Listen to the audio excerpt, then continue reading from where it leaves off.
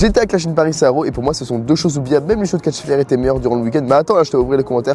Je t'explique en version courte. La version c'est ce soir sur l'application Violette, les hors-la-loi du catch à 17 h et en plus avec Zaokiji. Le principal problème c'est qu'il y a que de la forme et très peu de fond.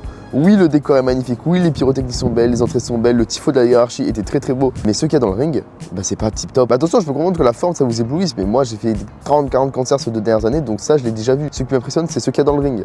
Roman Reigns, Bronson Reed, c'était que de l'aura beaucoup trop lent, on dirait un masque de house show, il y a que les 5 dernières minutes où je suis rentré dedans. L'aftermatch était cool, mais par contre, vraiment mauvaise décision de booking. Tu sais que Roman Reigns il part, s'il prend une défaite, il va s'en remettre. Bronson Reed il aurait dû mettre 5 tsunamis, le détruire, et c'est fini. Le public qui sauve le match, il est aussi incroyable qu'il est fatigant, comme a dit Soura, il a raison.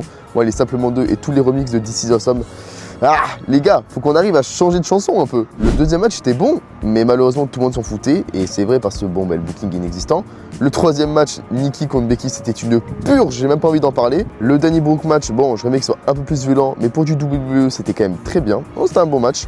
Et le cinquième match, Cena Logan Paul, la vérité, ce match limite un classique. Et j'ai encore avoir des regrets sur John Cena parce que depuis qu'il est babyface, SummerSlam Clash in Paris, le mec sort limite de classique. Cena Logan Paul, c'était un superbe match. Et Logan Paul, il commence à me faire changer d'avis parce que déjà SmackDown, il a sorti une super promo. Et là, il sort un superbe match. Logan Paul, qu'est-ce qui se passe? Tu commences à être un très bon catcheur. Et c'est là où je me suis dit, bon, si le main event est très bon, avec le match d'avant, Clash in Paris, ça sera un bon show. Et malheureusement, le Fatal 4-Way, je trouve qu'il a jamais décollé.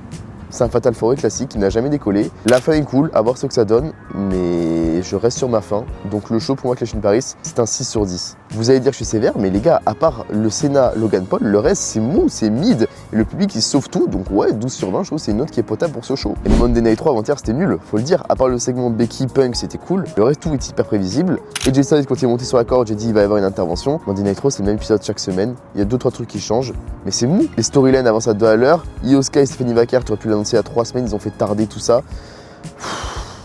Non, la vérité, je fais mon deuil de WWE.